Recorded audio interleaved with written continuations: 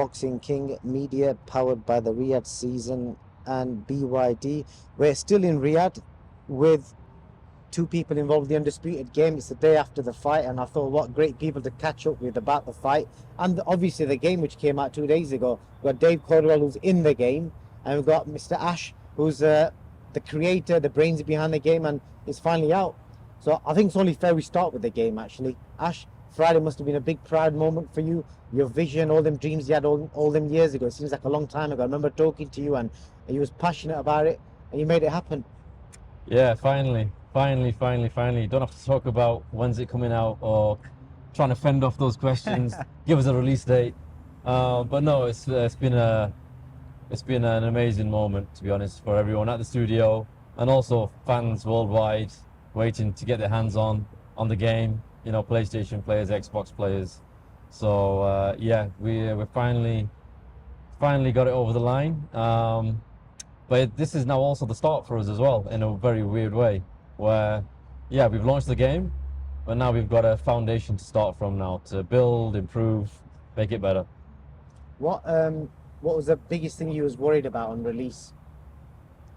Biggest thing I was something massively horrendous which we'd missed. It turns out we actually have. Yeah, just like people just not being able to play the game at all, or because there's game launches, like as a player, as a fan, you know, I've been on the receiving end of a few game launches where nothing worked. So I was just praying that wasn't going to be us. But yeah, it's been yeah, I'm quite grateful actually that we haven't had one of those scenarios. But we do have a couple of pretty big issues that we're looking to fix right now. So yeah, there's we've seen a problem we've got at the moment where you can't defend against some pretty big power punches being thrown by Deontay Wilder. So we need to get on top of that. I mean, easy fix? It's not an easy, straightforward thing. We're looking into it right now. But if it's not hard enough to try and defend Wilder's bombs, not being able to defend them at all, it's yeah, it's a tough one. So it's something we're on with right now. Yeah, because I saw some feedback. People did mention that, but it's good to know that it's getting done and it will get fixed. Yeah. Yeah, for sure, for sure. Yeah, it's not only that. There's a few things we're looking at right now. Okay, Dave. I saw a picture of you get released yesterday. It looks like a slightly younger Dave Coldwell. They ain't got the grey stubble in there.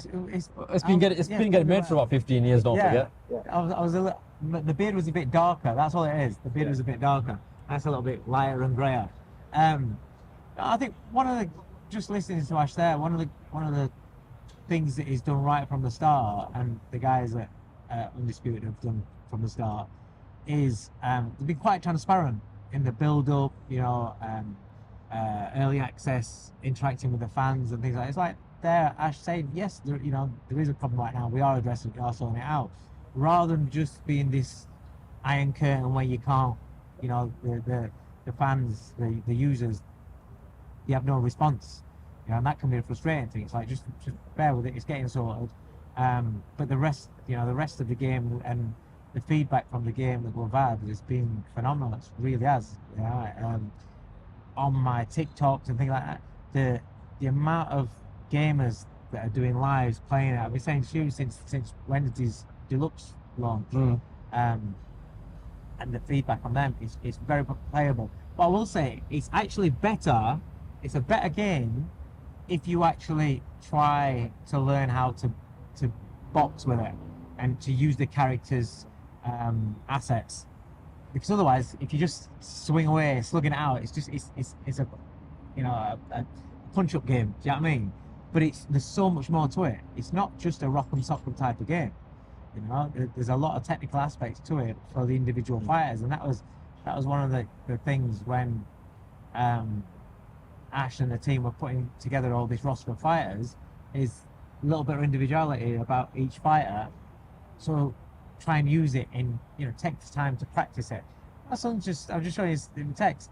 My son just texted me saying, oh boy, I'm getting so good at Undisputed. He's ready to kick my arse when we get back, because he's taking time to do it. When we played originally, the first day it come out, and we were just gunslinging at each other.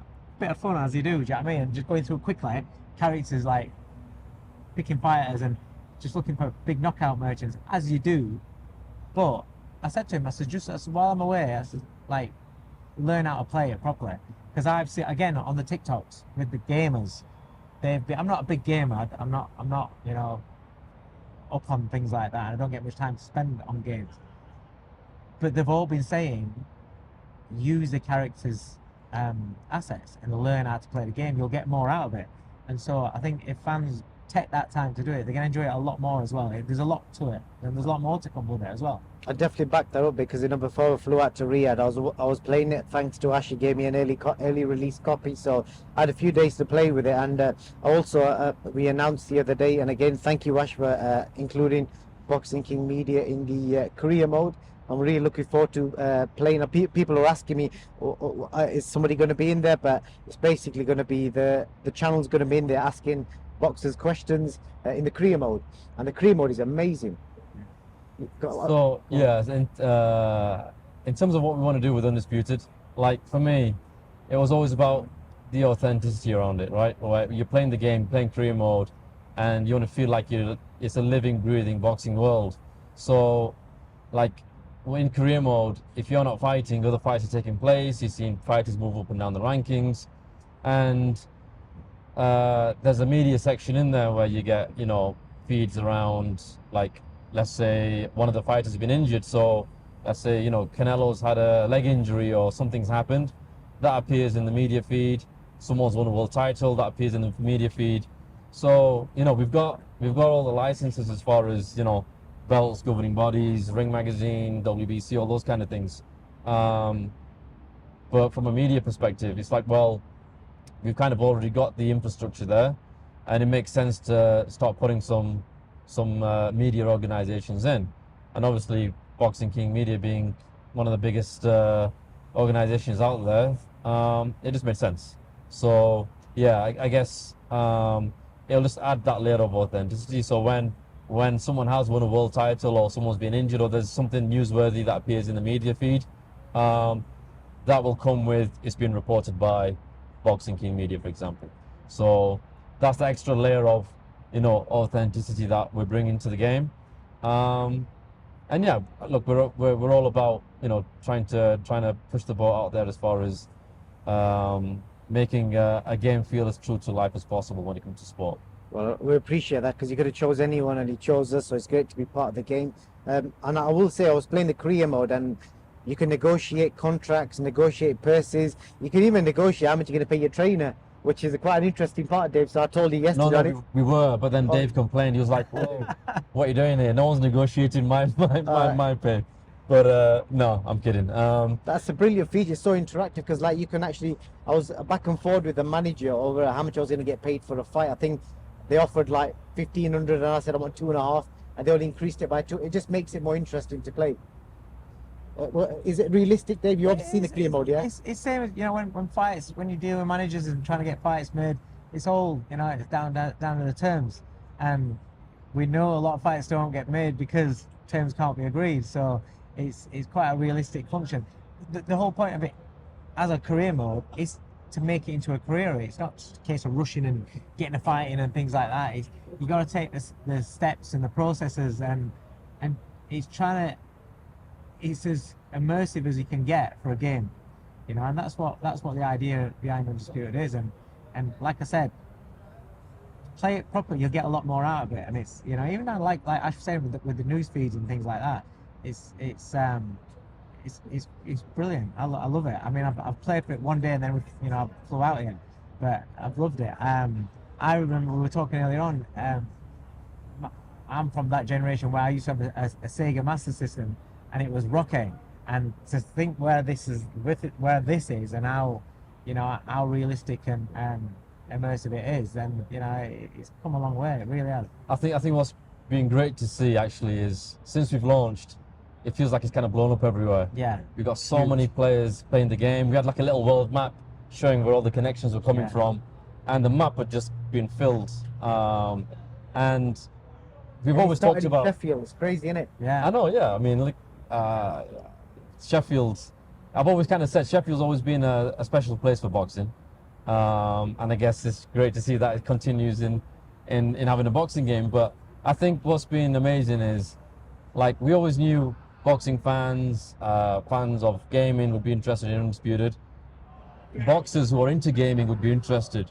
But since we've launched, actually having boxers come up to me or even talking about the game who have like who I thought have zero interest in gaming. So like a few days ago, we were at the Mike Tyson gym, and Bivol was just having a little stretch in there, and we went in, and he came up to me and he started talking about his character, and he was like, "You need to fix my character." I was like, "Whoa, hang on, what do you mean?"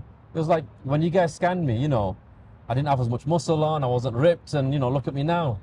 And Beterbiev Bivol's not like the guy I would think is into gaming, right? Or cares about exactly how his character looked. So just to get that level of interest and buy-in from the guys is amazing. And then I guess when the fighters are all posting out their pictures, like I had Joe Gallagher saying, "Can I get one of these images as well?" And yeah, I wouldn't have Joe down as a gamer. So it's just great to see so many people getting behind the game, and the buzz, and the trailer being played in on the zone, and when I was at the weigh-in, you was flying over weigh-in. I was at the weigh-in for the show the other night, and obviously you saw it yourself, the big screens and everything.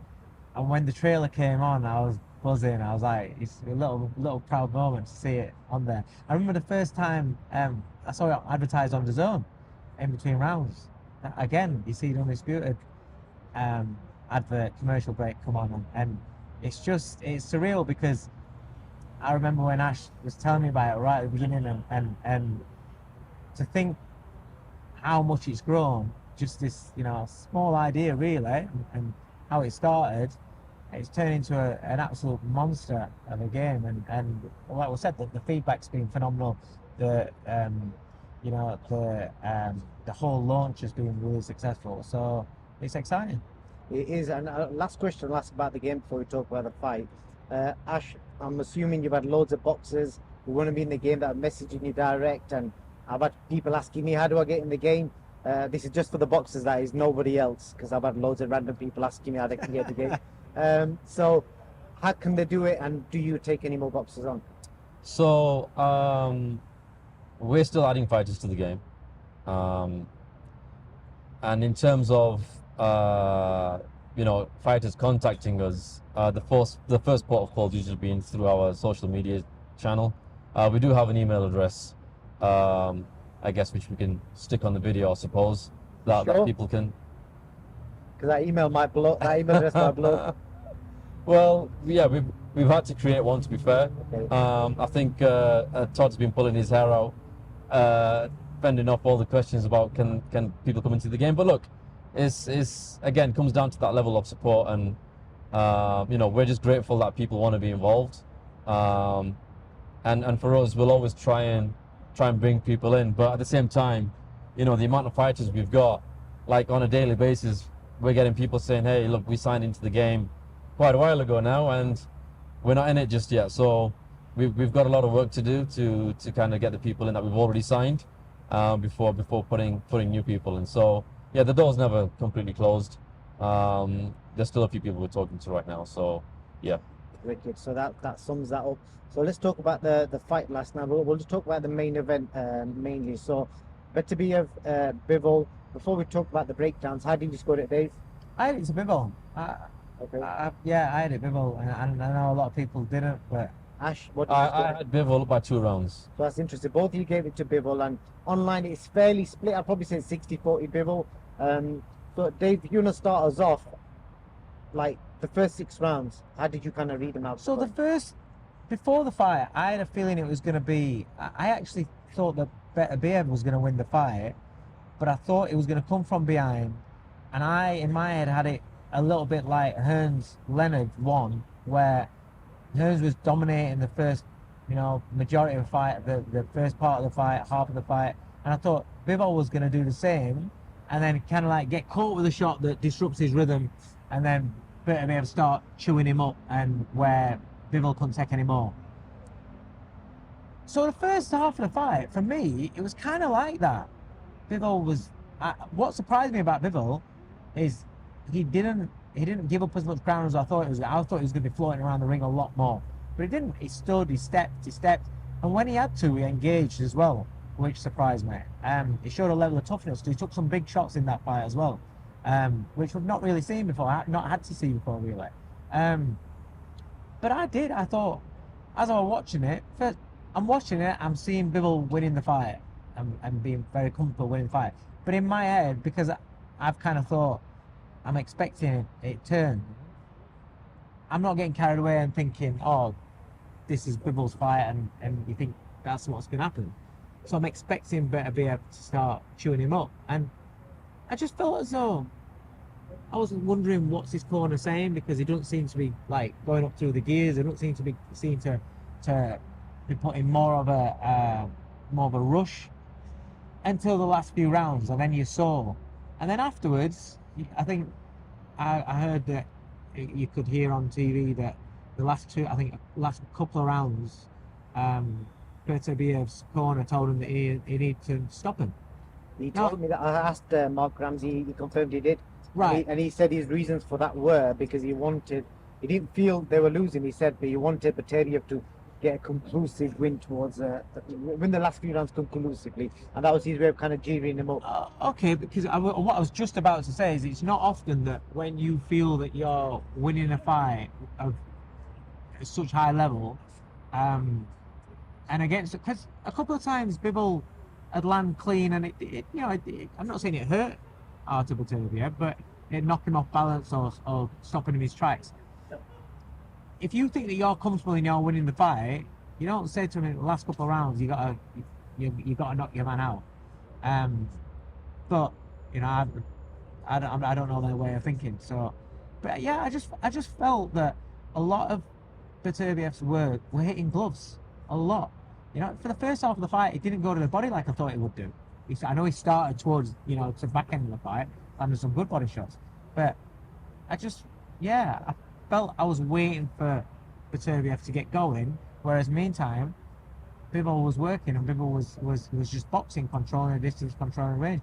But it is one of those fights where for 2 minutes, a fighter's winning the rounds, and then the last 30 seconds, last minute, the other man puts a little burst on or cash.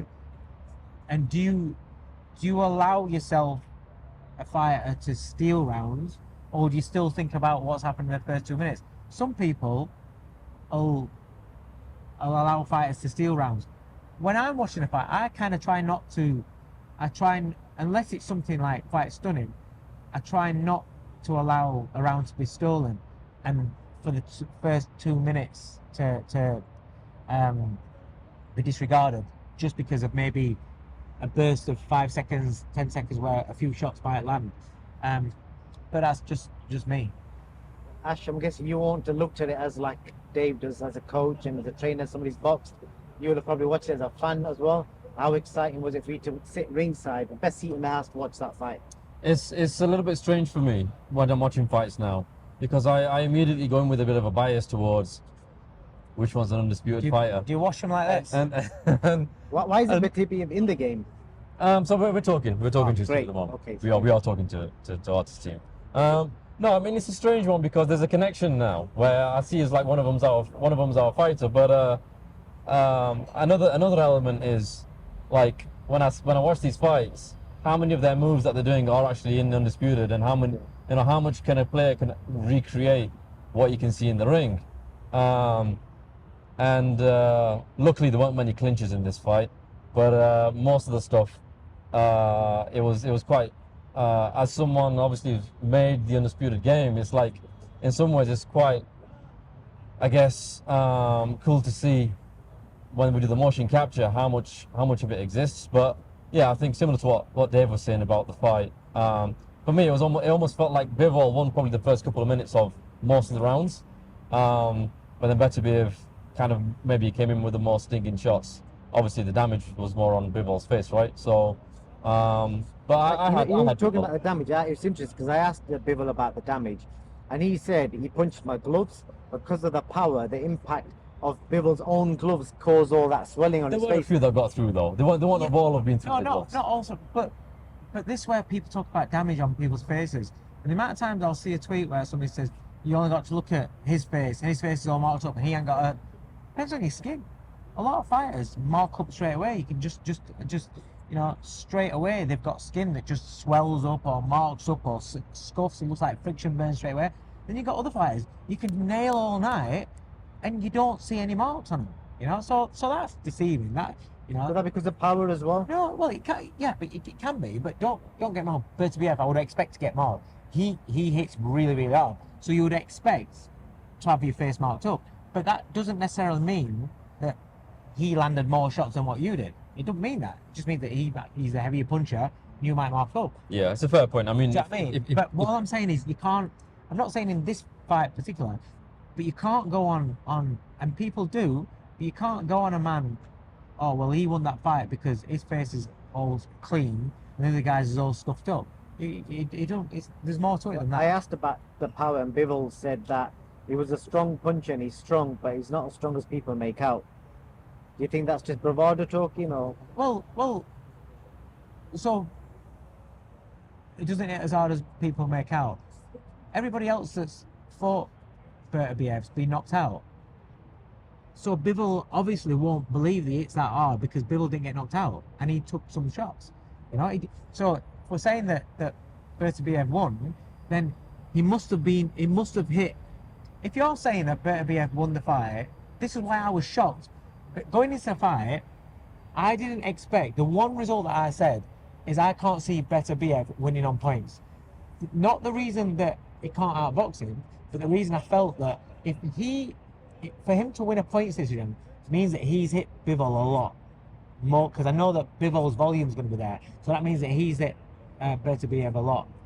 If he's hit Bivol a lot, I can't see how he doesn't knock Bivol out. I didn't think that Bivol could take those shots. So the fact that Bivol took the shots that were doing the damage shows that he's not going to think that he hits as hard as the 19 previous and everybody else where we watched these scary knockouts. So I get why he's saying that. It's probably not bravado. He'll have felt it. He'll have felt the power, but it weren't enough to knock him out. So we go to the last 6 rounds, and we were saying this off camera earlier. All 3 judges, not one gave it to Bivol. I know both of you saying Bivol won. So whose word do we take here? Because because if you're saying it's not, then people are saying corruption, all this kind of crazy stuff online. How come 3 men, one gave it a draw, the other 2 gave it to Bivol? So who are we supposed to believe here? The fans, the experts like yourself, or judges who do it as a full-time living? But it's not about experts we've all got opinions. We've all got opinions. So I thought Bivol won. Macklin thought that it was a draw. The other guys there at Sky thought Bivol won. You know, you go around the arena, people are seeing the different things. You look online, people watching on TV, watching the same picture on TV, they're split. It's one of those fights where, like I said, does the last minute or last few seconds of a round steal your train of thought and it makes you forget about the previous 2 minutes? Do you emphasize shots that are going to hit somebody's head back to shots that don't hit their head back but are landing? Just to pop in a jab. In boxing, we say that the jab is the best weapon in the game. But yet, often, if somebody's just out jabbing somebody and landing more punches, but then gets rocked with a power punch or 2 or 3 in a round, people swear and say, oh, it's the power punches that count. But we say the jab's the best punch in boxing. So it depends on how you value it, how you see things. Like I said, I saw a lot of work from Bivol from Beterbiev hitting Bivol's gloves. Vice versa as well, but I still thought that Bivol landed more. I thought Bivol won the fight. Ash, can we use the word robbery? No. I think robbery's strong. I think robbery in terms of that scorecard where it was 4 rounds, for me, yeah, I think that's harsh. wrong. Yeah. But I think what boxing needs actually, and I don't know how this is going to go down, but I think we should get rid of judges, and we have AI judges put in, where everything is just scientifically accurate. Yeah, but in in what terms way? of, and so like, so what we've done with Undisputed is we've tried to replicate how judges score fights. And like some of our fights, you're thinking, how the hell did that get scored that way? Because playing it or watching it, you think, no, this guy should have won.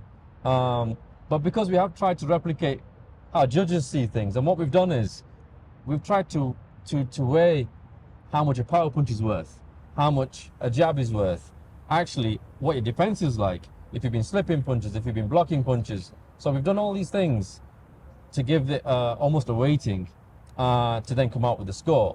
And I think boxing, like, it definitely needs to start using technology more. Like every other sport on the planet uses technology to football's brought in VAR. But they're doing it wrong. They're doing VAR wrong. If you speak to the majority of fans, Yeah, VAR is because they're doing it wrong. If you want a perfect example of how technology is used well in sport, you've got cricket. And I don't know how many of your viewers will watch cricket, but cricket, as far as VAR goes, it's absolutely bang on. If you disagree with the decision, you go to the computer and it'll tell you whether you're right or wrong. But can you do that in boxing? But boxing is a high impact, high speed sport. But you can still count. You can still have a computer count the number of times someone's been punched. How does a computer judge whether it was hurt? Whether it was hurt, whether it was a again, like I said, is it like a point? Are you saying like a point scoring system? What you could do is basically you could have a list of this is what's the score, and then the judges go out and just basically that is the list of that. But I would still prefer humans to be judging, because a human can hear, see, and really, like, when you're sat ringside, when you're sat on that ring apron, when you've been that close, you can even absorb the shot. Do you know what I mean? You know what's landing, you know what's there. I think my view is there's been too many bad decisions to rely on humans to score a fight. But then it goes to the point, well, okay, but so are you specifically counting the jabs, counting the right and left? So we even count accuracy. But then accuracy is even a way of judging who's the better fighter. So I genuinely think once you score how much a jab's worth, how much a hook's worth, how much a slip or a block is worth, so how much your accuracy is worth. I think once how are you valuing that in boxing in real life? What scoring in it? What are you valuing it? I genuinely think you can create a system where you start it off as, okay, let's just say, sake of argument, a jab's worth 1 point, a hook's worth 2, and so what kind of hook? One that just cuts you, or one that lands full blooded? Well, I think you'd have to determine whether if it's flush on the face, or if it's a glancing one. And an AI, a camera with some AI programming can easily differentiate between all of these things we're talking about. So would that be able to? What if it just rides your skin? Would the AI be able to figure that out? Yeah. So you'd need sensors in the gloves and sensors on. Not particularly. I mean, it need a decent amount of programming, but you'd be able to do that in the system. But then that's that's going too fucking futuristic for me. That is. I get that, but then boxing, it takes away from these crazy decisions we get. But then still, so so AI is telling you that Beterbiev won the fight, right? But your own human eyes and your own human interactions with the fight, bias. No, I ain't got a dog in the fight. I thought Beterbiev was going to win. So if I want me to be right, I'm thinking, come on, Beterbiev, win. Yeah. Otherwise, I'll look like a clown for getting decision wrong. But I'm saying Bivol won the fight because for my own human eyes, my viewpoint, my opinion, you can't take people's opinions out of sport, because then it becomes cold. It's shit. Yeah, but when opinions drive someone's career, that's something else, isn't it? But it makes no difference, because just because AI says that Beterbiev won the fight, I'm still going to sit there and say, I don't care what your computer says. On that night when I watched it live, I think Bivol won the fight. But then you're still arguing, but instead of arguing amongst yourselves, you think Beterbiev. You're arguing with a computer. Yeah, well, you're arguing against something that's right. That's what I'd say. But it's never going to be foolproof. I think it can be though. That's the thing. What I'll do is I'll open it up to the people in the comments, see what they think about. But this do you not debate. understand? But do you not understand what I'm saying? get what you're saying. Forget whether it's right or not. Yeah, you'll have The- opinions, of You're course. still going to have the people that don't agree with it. You can get VAR where the line, and people will still say, Yeah. no, it wasn't. It was a foul. It wasn't a foul. You can see it clearly push it. They'll still argue against a computer there or a screen or whatever. But my point is, I'm going to argue against a judge or the fan that's sitting next to me. That's interaction of sport. That's human emotion. Emotion is what makes sport. Yeah, but Emotion it does, is but what makes sport. not bad boxing decisions though. I think we can No, live. that wasn't a bad boxing. It was a close fight. It could have gone either way. And people say it's what you like. It's what I'm saying. Do you like just the power punching at the end of the round, or do you like the nice boxing for the majority of the round? If you're going for that and you're thinking that's clear, you will go with that side. If you're going for that, you'll go. But what you're doing is that is emotion. That is what you like, your preference. But if you're just going on, boom, the computer says this. You're taking emotion out. You're taking emotion out. Because then what's But then you're taking putting you up in an opinion in the fight. You're taking emotion out of a way that's something that's negative. Like we don't need bad decisions.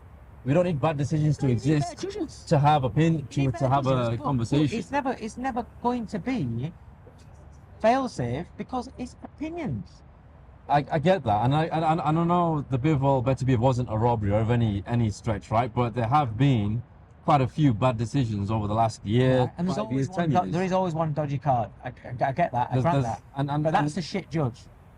When everybody else sees a fight one way in an arena and the two judges see one and it goes the other way by 118, 110, that's a shit judge. Yeah. That needs pulling, that needs quizzing. I think at worst, an AI judge would call 90% of the fights how I think most people would see a fight, and 10% would be quite close. This fight is 50-50. How are we going to say that? Then it sees more. I think based on the rules that get set out, because judges will have. So you're rules. going to change rules? No. So judges will have the rules, which probably none of us know about, and how they score a fight. What I'm saying is document those rules to count. But there is anyway. But you're supposed to award credit for defence, good defence. Yeah, but how much? You don't know. But do you know what it is? It's not that. It's subjective. It's the fans. The fans, like if I'm sat on ropes and I'm slipping and rolling, and I'm popping, slipping and rolling, but then I get nailed with 2 or 3 shots, big shots, right? The fans are going, oh, we're on ropes all night, and he was getting battered on ropes, and he lost it. The fans are still going to disagree with the computer, whether it's a judge that's giving, if it's a human that's adhering to these rules, right?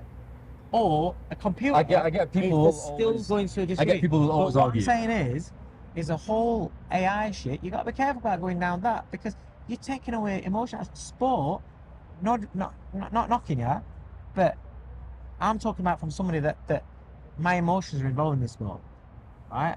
As in from scratch, as a fighter, trainer, manager, promoter. I've done everything, right? And as a fan, I love the sport. Love and enjoyment and shit like that is emotion. You can't take emotion out of it. No, so I get. So if you obviously you love the sport, so then why wouldn't you want to stop bad decisions from happening? No, but you're saying you want to keep them in so you can have a debate over it afterwards. No, but you can have that anyway. But it's just against the computer. What I'm saying to you is, if AI did last night's fight and told me Beterbiev won the fight, I would still say no. I don't think the AI would have said Beterbiev won the fight. I think it would have gone. Right, well, okay then. So if it had gone that way, yeah. Right, all right. Everybody out there that's saying that Beterbiev won the fight, right? If AI said Bivol won the fight, they're still saying I watched it with my own eyes. Beterbiev won the fight. But and I get so that. Still the that would happen, but so I think if the scoring system was laid out to say this is how judges value jabs, this is how judges value power punches or defense or whatever, then I think people will be more informed about thinking whether this guy's going to fight or not. So maybe put that public on this is how we score down for that. That's not a problem. Yeah. But you don't need AI for that. You just need judges to be held accountable. Why did you score that fight? Well, because in this round I was like this. The interview fighters, the interview coaches, the interview promoters, but judges are protected. Referees are protected. they make a bad stoppage or whatever like that. Oh, we don't want to be an interview. No, interview and just explain, and then you can see, because when somebody who thinks Beterbiev won the fight, I'm sat there, I'm thinking, what? Bivol won the fight? Somebody's like, yeah, but this is, and then I'm like, because I'm a rational human being, I'm like, yeah, I can see that. I still think Bivol won, Yeah. but I can see that. Yeah. Right? Yeah. It's explaining the So decision. if a judge is explaining the decision, Yeah. right? If you're a rational human being, unless it's blindsidedly bullshit, right? Canelo winning a fight against Mayweather when it was obviously not, or getting a draw card, I can't remember what it was, but you're gonna go, all right, I don't agree with you, but I can see it. That is debate, and that is part of school. Yeah. Do you know what I mean? That doesn't happen at the moment, though, does it? That's the issue in terms of No, judges. it's not gonna happen if it's AI. It don't fix the problem. It doesn't fix the problem. No, with AI, it'll explain why it's. Yeah, it'll but what I'm explain saying why is you it's don't been need scored AI. that way. You can still keep your You know, human element. I'm going do to that. put something in here now, just so it's kind of. This has turned into a bit of an AI interview for this judges. might close this debate. These fucking computers. and this might back what Ash is saying, but also disprove Ash. So, who do you think threw the most punches yesterday? So what I will say is, when it comes to watching a fight live, I'm actually terrible because I've got the numbers. I'll say one thing when I watch a fight live, but then when I watch it back on TV, I think this is a totally different fight. Before you give me punch stats, do you know how punch stats is done? No idea. But this is from TNT, I believe. So just give you an idea. Right, hang on. Go on. Punch stats, right? May have changed in the last year or so with AI, I don't know. But punch stats is basically two geezers pressing a button. Okay. Pop, pop, pop, pop. So that is still human, whether you saw it or not. You know that. Right. Okay. Sat in the van, watching it on the screen. Well, there's a big gap here. So if this is off, this is way off.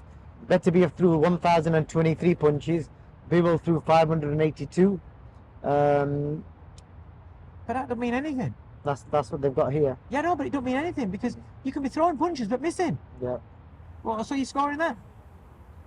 It looks a bit unrealistic, that figure, so I'm not going to go through the Yeah, But I mean, you- that does look a little bit. But what I'm saying more is, what I thought it was anyway. you can stand there. How many punches did people throw at Mayweather? a lot, but they missed. And how many exactly? So if you're going on punch stats and they throw, there you go. Just to close that matter, if there's a rematch, like a short answer, It has to be a rematch. who does a rematch for? Do you think Beterbiev comes back better and makes the adjustments to win more clearly, or can Bivol turn it around and make it more easy for him? I just think they're both really, really clever fighters, and that's why it was such a good fight to watch the brains ticking in there. It weren't a big, just a brutal slugfest. It was a high class, elite level, brains infested boxing match. It was brilliant. Both camps will go away. Both fighters will make adjustments. I think what will have maybe shocked Beterbiev's camp is that Bivol held his feet more. I think what Bivol will take away, this huge, the aura of Artur Beterbiev. Once the aura is kind of like pierced, he never comes back, really. He's still scary, he's still a monster, but the confidence that you will have now, knowing what he can do, Bivol, in that fight, maybe perhaps that boosts him more. Don't forget, 6 months' time, Beterbiev's 6 months older. There is a point in time where this monster of a fella and an unbelievable machine, right? Father Time comes and whoops his ass. What you saying, Ash? Who does I- the rematch favour? I don't think anyone could call it. I think both fighters fought amazingly well. It was a high quality fight. And you know what? If the rematch ended up being exactly the same in terms of what we saw, I don't think anyone can have any complaints.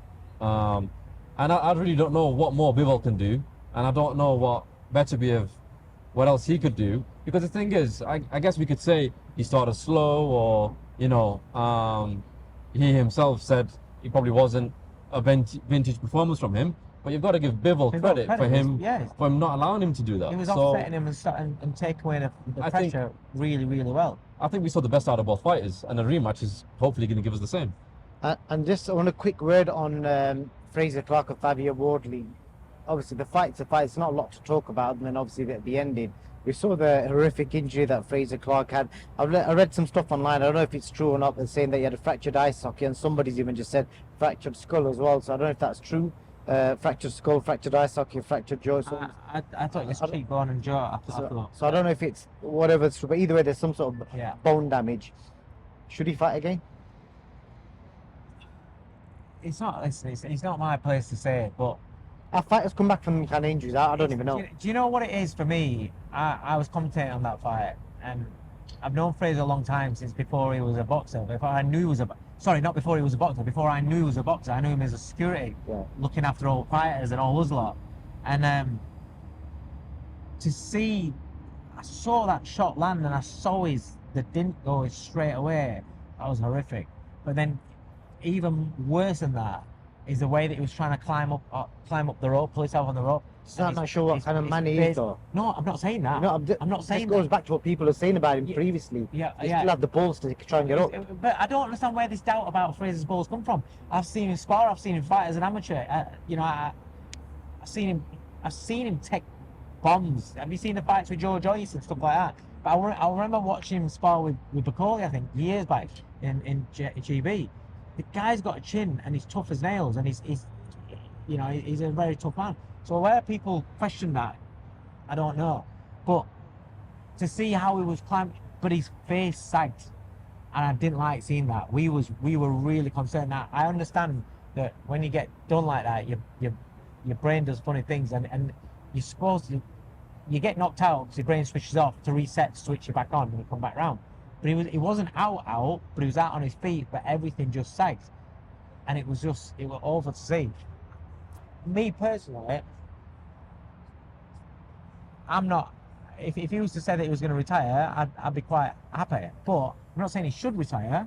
Depends what his goals are in the game. He turned pro late. His career's been a bit stop-start. It's not gone how the momentum wanted it to be. He had an unbelievable fight with Wardley the first time round, but that is such a crushing defeat. Is how he handles it mentally to come back. If he feels he's physically perfectly fine, feels no ill effects, and if he handles that mentally, then great. But it's a there's a long way back really. So yeah, it's turned out entirely down to him. But if he was to tell the world that he's had a great career, but he's going to jack it in, I'd be happy for him with what he's achieved already. Okay. Well, Ash, what was it like for you, for somebody who's not boxed? Obviously, you're a fan as well as somebody involved in the game. But for you to watch another man, like, we saw his face, what he did, and how did you kind of feel watching that so close up? Did it freak you out? It was shocking, to be honest. And like, I guess as far as the opinions on that, I don't really think I can add to anything what Dave said. I mean, listen, I think as a boxing fan, we like seeing knockouts and action and all the rest of it. But you never wish to see anything like that happen. And I just hope and pray that he's well, and he recovers. And yeah, listen, whatever decision he makes, I'm sure he's got a good team around him to determine that. Indeed. Got to say, Fabio Wardley, mate. Incredible. He just His keeps power is fighting. frightening. He's a bit of a freak in terms of he's a big man, he's athletic, but he proved in the first fight his fitness level is unbelievable. To be able to box like that at that size, as athletic as that, and to carry that power and to keep swinging in bombs as he does, he showed he's got the power, he's got the speed, he's got the fitness levels. We know he's a tough bastard as well. I think when you go and watch a Fabio Wardley fight, you're going to see bombs, you're going to see entertainment. I think genuinely he's one of my favourite fighters to watch. He's a great guy as well. Yeah, Both he of is, them yeah. are. He is, and his team art is a team art as well. But I think he's a real problem in the heavyweight division. I think he's going to be an exciting fight. I think he's a talent. I don't think he's ready to go straight in for the top. I know he was talking about fighting for big, he wants world titles. I understand that. I don't think he's ready for that jump yet. But I like the mixers of Joseph Parker as Bacolis and people like that. That sort of level, and then if it comes through that, then you've got, you know, the world titles. So that's what I kind of like from next as a fan. Right, let's see what happens. I think we've chatted for about 40 minutes, and people probably had been scratching their heads about all that AI talk. I think he must have done 20 minutes on that. But yeah, appreciate you guys, and I know you've got a flight to catch in a couple of hours' time as well. So Yes. get some downtime, and we'll see you back on the other side. And yeah, another great Riyadh season show done. Ash and Dave, thank you for your time.